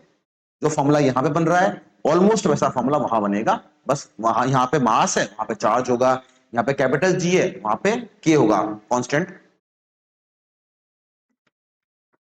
अच्छा, ग्रेविटेशनल फोर्स की जब हमने बात करी थी ना प्रॉपर्टीज की, उसमें एक और प्रॉपर्टी होती है इंपॉर्टेंट। वैसे तो हम उसको इलेक्ट्रोस्टैटिक्स में करते हैं, बट यहाँ पे मैं आपको बता देता हूँ। स्टार्टिंग में हमने जब बात करी थी प्रॉपर्टीज की, जो ग्रेविटेशनल फोर्स है, ग्रेविटेशनल फोर्स है, ये मीडियम पे डिपेंड नहीं करती, डज नॉट, या फिर इंडिपेंडेंट ऑफ मीडियम। देखो हमने जब बात करी फोर्स की, तो ये कांस्टेंट m1 m2 कौन हमें पता होगा, और r, मतलब क्या कोई डिफरेंस आएगा कि 2 मासेस 1 मीटर की दूरी पे हैं, तो वो हवा में है, या वो पानी में है, या वो नाइट्रोजन में है, कोई फर्क नहीं पड़ता। इसलिए ग्रेविटेशनल जो फोर्स होती है उसकी वैल्यू को कोई फर्क पड़ता ही नहीं है कि दोनों मासेस कौन से मीडियम में है। लेकिन जब हम इलेक्ट्रिक फोर्स की बात करेंगे ना, तो वहां पे मीडियम का फर्क पड़ेगा, वहां पे कॉन्स्टेंट आएगा, एक होता है उसको उसको बोलते हैं एप्सिलॉन आर। तो उसमें फर्क पड़ेगा कि 2 चार्जेस हवा में है तो अलग फोर्स, पानी में है तो अलग फोर्स, है ना, नाइट्रोजन में है तो अलग फोर्स, इस तरह से। जस्ट ये डिफरेंस होता है इलेक्ट्रिक फोर्स और ग्रेविटेशनल फोर्स में, एक तो ये डिफरेंस होता है, एक होता है कि वो वाली फोर्स जो होती है इलेक्ट्रिक, वो अट्रैक्शन भी हो सकती है, और अट्रैक्टिव की भी हो सकती है नेचर उसका, और रिपल्सिव नेचर भी हो सकता है। क्योंकि ग्रेविटेशनल फोर्स हमेशा कैसी होती है, अट्रैक्टिव। ओके,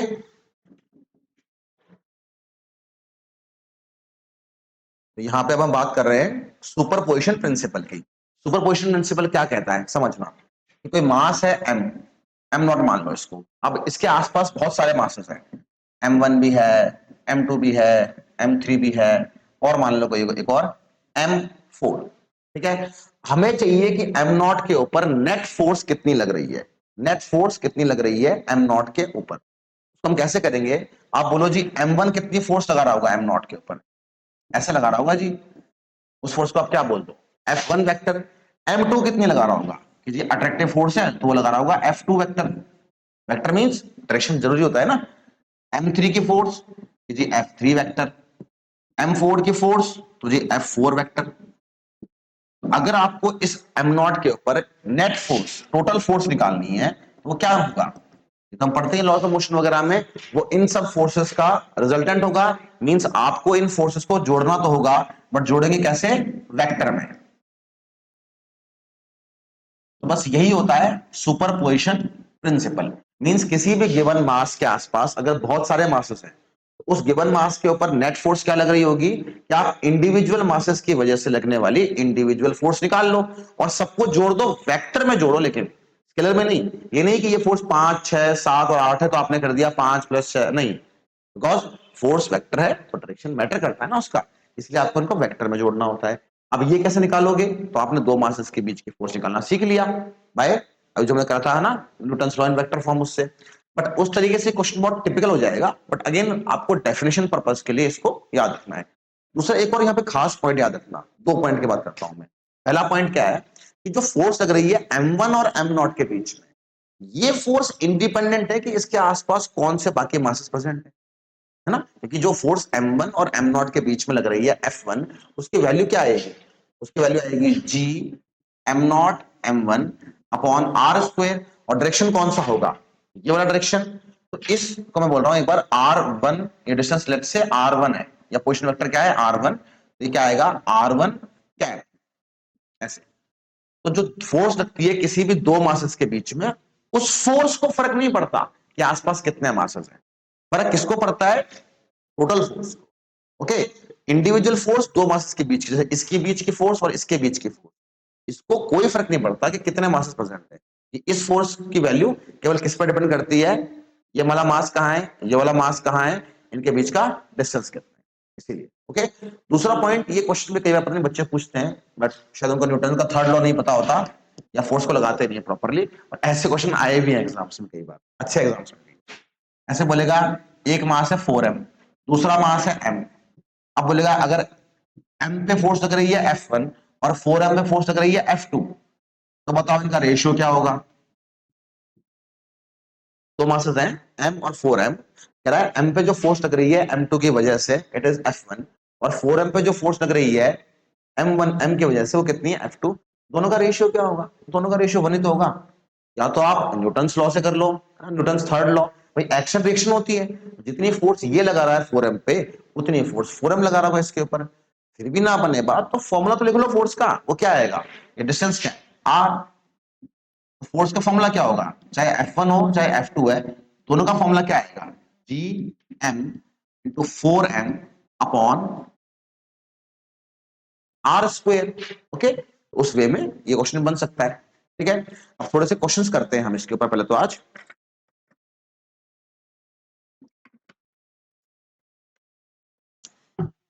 सबसे सिंपल वैरायटी का क्वेश्चन तो क्या होता है, ऐसे बोल सकता है कि मान लो आपके पास में एक मास है, हम वो ले लेते हैं चलो 4m, एक मास है m, ठीक है, इनके बीच का कुछ डिस्टेंस है लेट्स से r। पूछेगा कि इनके बीच में मैं किसी तीसरे मास को कहां रखूं ताकि वो मास इक्विलिब्रियम में रहे, यानी कि नेट फोर्स क्या हो जाए उसके ऊपर, जीरो हो जाए। तो मान लो मैं इन दोनों मासेस के बीच में किसी x डिस्टेंस पे एक दूसरे मास को रख देता हूं m0 को, उसका यहां से डिस्टेंस कितना है x है, और यहां से कितना आएगा r माइनस एक्स। ओके, और हम क्या चाहते हैं कि जो मास m0 है ये मास किस में रहे, इक्विलिब्रियम पे, मींस m0 के ऊपर नेट फोर्स क्या हो जाए, जीरो। बहुत सिंपल सी कैटेगरी का क्वेश्चन होता है ये भी। अब कैसे करना है, ये वाला मास है a, इसको बोल दो b। अगर इक्विलिब्रियम में है तो जितनी फोर्स इसके ऊपर a लगा रहा है उतनी फोर्स इसके ऊपर कौन लगा रहा होगा, b। दोनों फोर्स इक्वल कर दो, a वाले मास की फोर्स कितनी आएगी, जी एम इंटू m0 है ना, m1 m2, m और m0, डिस्टेंस कितना है इनके बीच का x, ये कितना हो गया x स्क्वायर। और ये फोर्स किसके बराबर होनी चाहिए, फोर्स ड्यू टू b, और b की फोर्स कितनी होगी g, ये खुद मास कितना है 4m, ये मास कितना है m0 अपॉन इनके बीच का डिस्टेंस कितना है r माइनस एक्स, उसका स्क्वायर। तो G M M naught, G M M naught काट दिया, यहां पे क्या बचा 1/x स्क्वायर, और यहां बचेगा 4 अपॉन आर माइनस एक्स का होल स्क्वायर। अब इसको क्वाड्रेटिक बनाने की जरूरत नहीं है, डायरेक्टली यहीं से स्क्वायर रूट ले लो इसका। ओके, तो यहां से स्क्वायर रूट लोगे तो 1/x स्क्वायर का रूट क्या हो जाएगा 1/x, और यहाँ पे 4 का रूट 2, और r माइनस एक्स का रूट r माइनस एक्स। ठीक है, अब यहाँ पे देखो मैथ्स वालों को दिक्कत हो सकती है, क्योंकि हम बोलते हैं कि x स्क्वायर अगर 4 है तो x क्या होता है +-2। तो मैंने यहाँ पे प्लस माइनस अभी यहाँ पे क्यों नहीं लगाया, या मैंने यहाँ पे सिर्फ प्लस वाला क्यों ले लिया, उसको मैंने साइड में रख दिया माइनस को। अगर मेरा x नेगेटिव आ गया तो माइनस साइन यूज कर लूंगा, क्योंकि ओवरऑल तो मेरा x प्लस का ही आना चाहिए, ये x तो एक डिस्टेंस है ना, डिस्टेंस तो प्लस का आएगा। तो हो सकता है, मैं कह रहा था कि जरूरी नहीं है कि सही हो ये प्लस वाला, लेकिन अगर मेरा x माइनस का आ गया इस तरीके से, तो मैं दूसरा साइन यहाँ पे माइनस साइन भी लेके देख लूंगा, उससे मेरा आंसर आ जाएगा। ओके, इसलिए मैंने कहा डायरेक्ट रूट ले लो, क्वाड्रेटिक मत बनाओ। अब इसको मल्टीप्लाई कर लो तो r माइनस एक्स यहां जाएगा और ये 2 इंटू एक्स यहां आएगा। अब यहां से क्या होगा, ये x को यहां ले जाएंगे हम, तो r is equal to 2x plus X, यानी कि r क्या आ गया 3x। ओके, तो x की वैल्यू क्या आ जाएगी r/3। ये लो जी, ठीक है। फिर इस पे कई बार 3 मास वाले क्वेश्चन आते हैं, आपसे बोलेगा कि कोई ट्राइंगल है ऐसे। अब एक बार सिमेट्री की बात कर रहे हैं स्टार्टिंग में, तो मान लो तीनों मासेस इक्वल है, m m और m। ओके, अब हमें किसी भी एक मास के ऊपर नेट फोर्स निकालनी होगी। ये ट्राइंगल है इक्विलेटरल, साइड्स हैं a a a। ओके, मान लो लेट्स से इस वाले मास के ऊपर, इसको बोल दो a, इसको बोल दो b, इसको बोल दो c। a वाले मास के ऊपर नेट फोर्स कितनी है जी, पहले तो वो बताओ हमको। तो तरीका क्या होगा देखना, बी वाले की वजह से जो फोर्स लग रही होगी ए वाले पे, उसको मैं लिख देता हूं F B. Okay, attractive force होगी मींस इस डायरेक्शन में होगी, और सी वाले मास की वजह से ए वाले पे फोर्स क्या लग रही होगी, F C. Okay, F B और एफ सी दोनों की ही जो वैल्यू होगी ना वो इक्वल आएगी। बस वैल्यू क्या आएगी, जी m1 m2 अपॉन डिस्टेंस का स्क्वायर। तो ये मास भी इक्वल है, ये मास भी इक्वल है, डिस्टेंस दोनों के बीच का a है, मींस दोनों फोर्स का मैग्नीट्यूड क्या है, इक्वल है। और इनके बीच का एंगल क्या आएगा, तो ये इक्विलेटरल एंगल है, एंगल क्या हो गया 60 डिग्रीज हो गया। अब यहां से आपके पास में दो तरीके हैं, या तो आप यूज कर लो पैरेललोग्राम लॉ, वहां से निकाल लो। ओके, या फिर आप यूज कर लो कंपोनेंट मेथड। नॉर्मली क्या होता है, अगर दो है तो इसलिए इतना इश्यू नहीं आता, मतलब आप दोनों का आंसर लगभग सेम आता है। बट अगर ये फोर्सेस दो से ज्यादा होती है ना, तो वहां पे हमको कंपोनेंट वाला मेथड लगाना पड़ता है, बिकॉज पैरेललोग्राम लॉ तो दो के लिए लगता है, तीन के लिए करने में दो बार लगाना पड़ेगा, तो बहुत लंबा चल जाएगा वो। और कंपोनेंट मेथड हम कैसे भी यूज कर सकते हैं, तो मुझे पर्सनली प्रेफर है कंपोनेंट मेथड। ओके, बट दो के लिए आपको लगाना हो पैरेललोग्राम लॉ तो आप लगा सकते हो, कोई इशू नहीं होगा, ठीक है। बट हम कंपोनेंट से बात करते हैं, अदरवाइज ना पैरेललोग्राम लॉ में क्या करना है, दोनों का रिजल्टेंट क्या आएगा ना, दो वेक्टर्स का रिजल्टेंट क्या होता है, under root of A square B square plus 2ab cos theta. अब यहाँ पे ए वाली फोर्स इसको ले लो एफ, तो दोनों ही फोर्स इक्वल है ना, दोनों को क्या मान लो एफ। ओके, चलो अभी इसको ऐसे कर लेते हैं, कंपोनेंट वाला तरीका मैं तीन वाले बताऊंगा, ठीक है। यहाँ पे नेट फोर्स क्या आएगी, रूट के अंदर पहली फोर्स जिसको मैं क्या लिख रहा हूँ ए, दूसरी फोर्स बी। दो वेक्टर्स बताए मैंने आपको कि अगर दो वेक्टर्स होते हैं ए और बी, उनके बीच का एंगल होता है थीटा, तब उनके बीच की फोर्स कितनी होती है, मतलब उनका रिजल्टेंट कितना होता है। यहाँ पे हमारे पास में वेक्टर्स कौन से हैं, एफ बी और एफ सी, इसलिए फॉर्मूला लगेगा ऐसे। अब यहाँ पे दोनों की वैल्यू किसके बराबर है, एफ, तो पहले उसको एफ लिख लो, आप कितना हो जाएगा एफ स्क्वायर, यहाँ पे भी एफ सी की जगह F square, F B F C तो F into F F square, और एंगल क्या है उनके बीच का 60, तो cos 60। cos 60 कितना होता है, cos 60 इज 1/2, तो डायरेक्टली काट दो, cos 60 कितना होता है 1/2, इसलिए cos 60 और ये 2 ये कट जाएंगे, हमारे पास क्या बचेगा, रूट के अंदर F square plus F square plus F square means 3f square. जब मैं इसको रूट से बाहर निकालूंगा, रूट से बाहर क्या आएगा, एफ स्क्वायर से बाहर एफ, और 3 का रूट क्या रहेगा √3f। तो नेट फोर्स क्या लग रही होगी उसके ऊपर, √3f। और डायरेक्शन क्या होगा, अगर दो वेक्टर्स अगर इक्वल होते हैं, अगर दो वेक्टर्स इक्वल होते हैं तो उनका रिजल्टेंट कहां से पास करता है, उनके बीच से पास करता है बिल्कुल। इसलिए यहां पे एंगल 60 डिग्री है, तो नेट फोर्स कहां से पास करेगी 30 डिग्री पे, ऐसे। इसलिए दो में तो कोई इश्यू नहीं है, ठीक है। अब अगर मासेस 3 ज्यादा हो, तब ये पैरेललोग्राम वाला तरीका हमारे काम में नहीं आता, तब हमें क्या लेना पड़ता है यहाँ पे कंपोनेंट मेथड। उसका भी क्वेश्चन देख लेते हैं।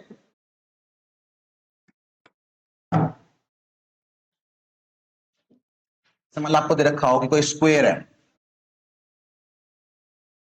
ठीक है, कोई स्क्वायर है हमारे पास में, और स्क्वायर की साइड कितनी है, ए ए ए ए, पॉइंट्स बोल दिए ए बी सी और डी। ओके, अब यहाँ पे हमको दे रखा है मास एम, सिमेट्रिक मान लो अभी तो स्टार्टिंग में, तो सारे मासेस एम एम एम और एम है, ठीक है। अब हमें निकालनी क्या है, इस वाले मास के ऊपर नेट फोर्स, लेट से हमें निकालनी है फोर्स ऑन ए। कैसे निकालूंगा, तो बोलूंगा एक तो फोर्स लगा रहा है इसके ऊपर कौन, बी वाला मास, वो फोर्स कैसे आएगी, एफ पी, फिर एक फोर्स लगा रहा हुआ डी वाला मास, तो आएगी एफ टी। एफ पी और एफ टी की जब मैं बात करूंगा तो दोनों का ही मैग्नीट्यूड क्या आएगा, जी m1 m2 अपॉन डिस्टेंस का स्क्वायर, मतलब दोनों फोर्स का मैग्नीट्यूड क्या आएगा, इक्वल। इसलिए इन दोनों फोर्स का मैग्नीट्यूड में क्या मान लूंगा एक बार को, एफ। अच्छा, पिछले क्वेश्चन में भी मैंने आंसर छोड़ दिया एफ में, आपको बस एफ की है ना यहाँ पे ये वैल्यू रखनी थी बस, ठीक है। बार बार इतना लंबा क्यों रखूं मैं, इसलिए मैंने उसका एफ मान लिया, एक बार में आंसर में रख दो उसको बाद में, ओके। ऐसा मैं कुछ यहां कर लूंगा। अच्छा, यहाँ पे इशू किसका आएगा, सी वाले मास का, क्यों, उसकी फोर्स बाकियों के इक्वल नहीं आएगी। अगर मैं बात करता हूं मैं सी वाले मास की, तो सी वाले मास की वजह से फोर्स कैसे लग रही होगी, ऐसे लग रही होगी। अब पहली बात तो इसका मैग्नीट्यूड चेंज होगा, क्योंकि जो डायगोनल है वो डिस्टेंस है, और स्क्वायर का डायगोनल कितना होता है, √2 इंटू साइड, इसलिए एक तो ये डिस्टेंस वाली चीज आ गई। इसलिए अगर मैं एफ सी की निकालूंगा वैल्यू कितनी आएगी, जी m1 m2, बट डिस्टेंस कितना हो गया, √2a, और उसका करूंगा स्क्वायर, तो √2 का स्क्वायर कितना होता है, 2, इसीलिए ये फोर्स कितनी आएगी, G M square upon 2a square, यानी कि जो मैंने एफ माना था वो किसका माना है, G M square by A square. इसलिए जो ये एफ सी आएगी, ये वैल्यू मैंने क्या मानी हुई है, एफ, इसलिए एफ सी की वैल्यू क्या आएगी, f/2। इसके बाद का सारा गेम वेक्टर्स का है और कुछ नहीं है। जैसे जो मास है ए, उसको मैं यहां ड्रॉ करूं, इसके ऊपर तीन फोर्स लग रही हैं, एक फोर्स लग रही है एफ पी, एफ पी का मैग्नीट्यूड कितना है, एफ, और डायरेक्शन कौन सा है इसका, एक्स वाला, मींस आई कैप, ओके। दूसरी फोर्स है एफ डी, एफ डी लग रही है ऊपर, एफ डी की वैल्यू कितनी आएगी, एफ डी का मैग्नीट्यूड कितना है, वो एफ के बराबर है, डायरेक्शन कौन सा है, बाय वाला, मींस जे कैप। अब बची फोर्स कौन सी, एफ सी वाली, एफ सी वाली लग रही है फोर्स ऐसे, ओके। ये एंगल कितना होगा, स्क्वायर का एंगल होता है 90 डिग्रीज, तो ये एंगल कितना है, 45 डिग्रीज। तो जो एफ सी वाली फोर्स है वो लग रही है ऐसे, और एंगल क्या है उसका, 45 डिग्रीज। तो ये वाली फोर्स एफ बी मेरे पास में आई में है, ये वाली फोर्स जे में है, तो मैं कंपोनेंट के मेथड से इस एफ सी को भी आई कैप और जे कैप में ले आऊंगा, फिर जोड़ने में आसानी रहेगी, आई वाले में आई कैप जुड़ जाएगा, जे कैप वाले में जे कैप जुड़ जाएगा। और कंपोनेंट हम कैसे करेंगे उसको नेक्स्ट पेज पे देख लेते हैं। जैसे ये फोर्स है एफ सी, पहले इसको एफ सी लिख लेंगे, बाद में हम इसको f/2 कर लेंगे, ओके। एफ सी का एंगल कितना है, ये 45। हम कंपोनेंट कैसे करते हैं, वेक्टर जिसके साथ एंगल बनाता है उसको कोसता है, मतलब वो वाला कंपोनेंट कितना आता है, cos थीटा वाला। तो यहाँ पे एंगल बना रहा है एक्स के साथ में, तो कंपोनेंट कितना आएगा यहाँ पे, एफ सी cos 45, cos 45 कितना होता है, 1/√2, कितना हो गया, एफ सी इंटू में 1/√2, ये क्या हो गया, डायरेक्शन कौन सा आ गया, ये आई कैप। और दूसरा वाला कंपोनेंट कौन सा आता है, साइन वाला, मींस ये वाला हो जाएगा एफ सी साइन 45। अब साइन 45 भी 1/√2 होता है, ये कंपोनेंट क्या हो गया, एफ सी बाय√2, बट ये कंपोनेंट कौन सा है, वाई वाला। तो यहां से हमें ये फोर्स है एफ सी, इसको हम वेक्टर में लिख सकते हैं, तो वेक्टर में आई कैप का कंपोनेंट कितना आ गया, एफ सी बाय√2 आई कैप, जे कैप का कितना आ गया, एफ सी बाय√2 जे कैप। तो हमें आई कैप और जे कैप दोनों फॉर्म में फोर्स मिल गई। अब मैं यहाँ पे एफ सी की वैल्यू भी रख लूंगा, एफ सी कितनी आई थी, f/2, तो मैं उस वे में रखूंगा तो सॉल्व करना मेरे लिए और आसान है। एफ सी वेक्टर में क्या आएगी, तो एफ सी कितनी आई थी, f/2, ये क्या हो जाएगी, f/2, और साथ में यहाँ पे ये √2 तो पहले से मौजूद है, और सेम काम कहाँ हो जाएगा, बाय वाले में। अब यहाँ पे मैंने एफ सी को क्या लिख लूंगा, f/2। अब ये एफ सी आ गई, अब मुझे नेट फोर्स निकालनी है ए वाले के ऊपर, तो क्या आएगी नेट फोर्स, बी की वजह से फोर्स, सी की वजह से फोर्स, और डी की वजह से फोर्स, मींस इन तीनों फोर्सेस का vector sum, okay. F B क्या है, F I cap, F D क्या है, एफ जे कैप, और एफ सी मेरे पास पड़ी है, तो एफ बी क्या हो गई, F I cap, F C क्या आ गई, ये वैल्यू आ गई सुंदर सी, f/2√2i, और f/2√2 जे, और एफ डी क्या हो जाएगी, तो एफ डी क्या आई थी, एफ जे कैप। अब यहां से आई कैप में आई कैप वाला जुड़ता है, जे कैप में जे कैप वाला जुड़ता है, तो कोई नहीं जी, इन दोनों में क्या कॉमन है, F I cap, F I cap को मैंने कॉमन ले लिया, यहाँ पे बचेगा 1 और यहाँ पे क्या बचेगा 1/2√2। और यहाँ पे जे कैप में भी सेम काम, एफ जे कैप कॉमन है तो यहाँ पे भी क्या बचेगा 1/1 प्लस 2√2 और यहाँ पे क्या बच गया एफ जे कैप। अब ये आ गई नेट फोर्स वेक्टर में, आपको चाहिए इसका मैग्नीट्यूड चाहिए। पहली बात तो वो क्या है यहाँ पे ये 1 प्लस 1/2√2 ये चीज दोनों में है, एफ दोनों में है, उसको कॉमन निकाल लो ना, वो तो वैसे ही मैग्नीट्यूड है, तो मैग्नीट्यूड का हम दोबारा से क्यों निकालेंगे मैग्नीट्यूड। ओके, इसलिए इस फोर्स को सिंपल में क्या लिख लेंगे हम, फोर्स क्या हो जाएगी हमारे पास में 1 प्लस 1/2√2 एफ। ये वाला जो पार्ट है, ये वाला पार्ट आई कैप वाले में भी है और ये वाला पार्ट जे कैप वाले में भी है, इसके पार्ट हमने कॉमन ले लिया। यहाँ पे क्या बचेगा आई कैप, यहाँ पे क्या बचेगा जे कैप, हम वो डाल देंगे यहाँ पे, यहाँ बचेगा आई कैप प्लस जे कैप। अब ये पार्ट तो ऑलरेडी मैग्नीट्यूड का ही है, आपको सिर्फ इस वेक्टर का मैग्नीट्यूड और निकालना है। फोर्स का मैग्नीट्यूड निकालने के लिए, फोर्स का मैग्नीट्यूड ये तो पढ़ा ही है बाहर, यानी कि 1 प्लस 1/2√2 इंटू एफ, ये पढ़ा ही हुआ है। और आई कैप प्लस जे कैप का क्या आएगा मैग्नीट्यूड, रूट के अंदर आई कैप का कोफिशिएंट कितना है 1, उसका स्क्वायर, जे कैप का कितना है कोफिशिएंट 1, उसका भी स्क्वायर, तो ये कितना हो गया √2। बस सिंपल, सुंदर, सस्ता, टिकाऊ आंसर हमारा क्या आ जाएगा, ये 1 और 1 कितना हो गया √2। अब चाहो तो √2 का अंदर में भेज दो, कर लो फॉर्मेलिटी पूरी। √2 जाएगा 1 से मल्टीप्लाई होगा, ये होगा √2, √2 मल्टीप्लाई होगा इससे तो √2 से √2 कट जाएगा, 1/2 एफ। अब यहाँ पे आप एफ की वैल्यू रख दो, एफ की वैल्यू क्या आई थी gm²/a², रख दो उसको। तो यहाँ पे आपके पास एफ का क्या आया मैग्नीट्यूड √2 प्लस 1/2 और एफ की वैल्यू क्या है gm²/a। ये आ गई, ये आ गया नेट फोर्स का मैग्नीट्यूड। डायरेक्शन में निकालना हो सकता है तो उसका भी कोई इश्यू नहीं है हमारे पास में। ये हमारी नेट फोर्स क्या आई थी, वो ये आई थी। अब ध्यान दोगे तो उसका एक्स वाला कंपोनेंट और वाई वाला जो कंपोनेंट है उसकी जो वैल्यूज है वो सेम है, मतलब जितना वो आई कैप में है उतना ही वो जे कैप में है। मींस अगर मैं इसको लिख लूं अल्फा, इस वैल्यू को, तो ये वैल्यू अल्फा है तो ये वैल्यू भी कितनी है अल्फा ही तो है।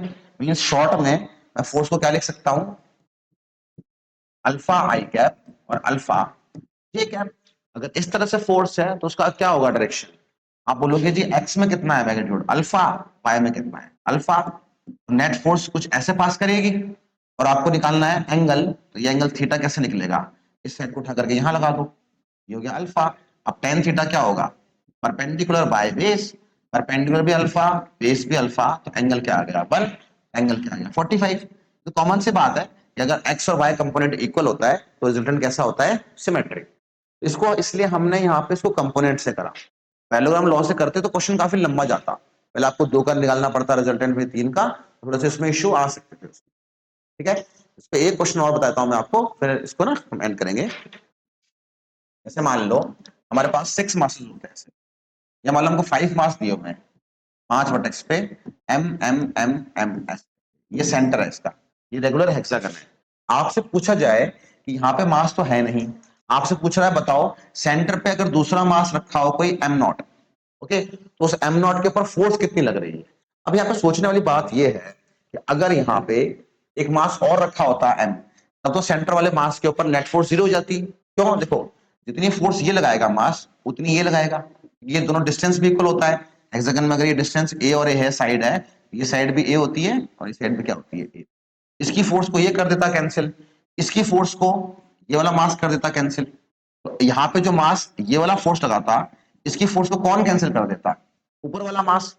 तो यानी कि अगर 5 मासेस हैं तो सिर्फ ये वाला जो मास है इसकी फोर्स कैंसिल नहीं हो पा रही है, इसकी फोर्स बची हुई है, तो बस इसकी फोर्स अगर आप निकाल लोगे तो वही नेट फोर्स है।